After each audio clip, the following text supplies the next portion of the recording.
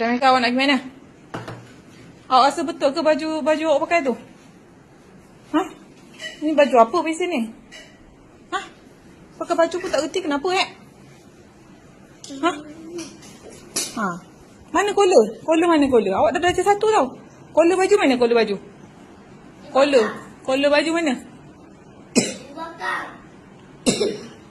Ha, mana kola?